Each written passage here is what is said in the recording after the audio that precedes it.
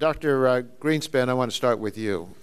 You were the longest-serving chairman of the Federal Reserve in history, and during this period of time, you were perhaps the leading proponent of deregulation of our financial markets. Certainly, you were the most influential voice for deregulation. You have been a staunch advocate for letting markets regulate themselves. Let me give you a few of your past statements. In 1994, you testified at a congressional hearing on regulation of financial derivatives. You said there is nothing involved in federal regulation which makes it superior to market regulation. In 1997, you said there appears to be no need for government regulation of off-exchange derivative transactions. In 2002, when the collapse of Enron led to renewed congressional efforts to regulate derivatives, you wrote the Senate, "We do not believe a public policy case exists to justify this government intervention." And earlier this year, you wrote in the Financial Times, "Bank loan officers, in my experience, know far more about the risks and workings of their counterparties than do bank regulators." And my question for you is simple. Were you wrong? Be sure the mic is turned on. Partially, but let's separate this problem into its component parts. I took a very strong position on the issue of derivatives and the efficacy of what they were doing for the economy as a whole, which in effect is essentially to transfer risk from those who have great difficulty in absorbing it to those who have the capital to absorb losses if and when they occur. These derivatives are working well. Let me put it to you very specifically. So you don't think you were wrong in not wanting to regulate the derivatives? Well, it depends which derivatives we're talking about. Okay. Credit default swaps, I think, have serious problems associated with them. But the bulk of derivatives, and indeed the only derivatives that existed when the major discussions started in 1999, were those of for interest rate risk and foreign exchange risk.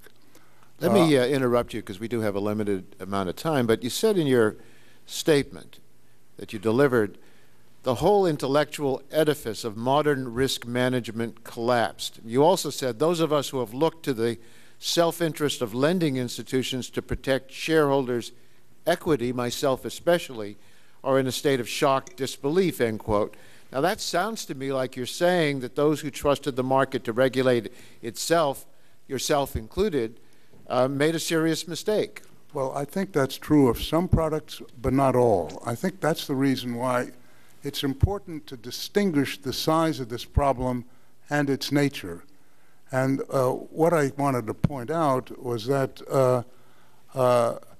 the excluding credit default swaps, derivatives markets are working well. Well, where do you think you made a mistake then? I made a mistake in presuming that the self-interest of organizations, specifically banks and others, was such as that they were best capable of protecting their own shareholders and the equity in the firms. And it's been my experience, having worked both as a regulator for 18 years and similar quantities in the private sector, especially 10 years at a major international bank, that the loan officers of those institutions knew far more about the risks involved in the people to whom they lent money than I saw even our best regulators at the Fed capable of doing. So the problem here is something which looked to be a very solid edifice and indeed a critical pillar to market competition and free markets did break down, and I think that, as I said, shocked me. I still do not fully understand why it happened, and obviously to the extent that I figure out where it happened and why, I will change my views. I mean, if the facts change, I will change. You had an ideology. You had a belief that that free, competitive, and this is your statement, I do have an ideology. My judgment is that free, competitive markets are by far the unrivaled way to organize economies. We've tried regulation, none meaningfully worked. That was your quote. You had the authority to prevent irresponsible lending practices that led to the subprime mortgage crisis. You were advised to do so by many others, and now our whole economy is paying its price. Do you feel that your ideology pushed you to make decisions that you wish you had not made? Well, remember that what an ideology is a conceptual framework with the way people deal with reality. Everyone has one. You have to exist, you need an ideology. The question is whether it is accurate or not. And what I'm saying to you is, yes, I found a flaw.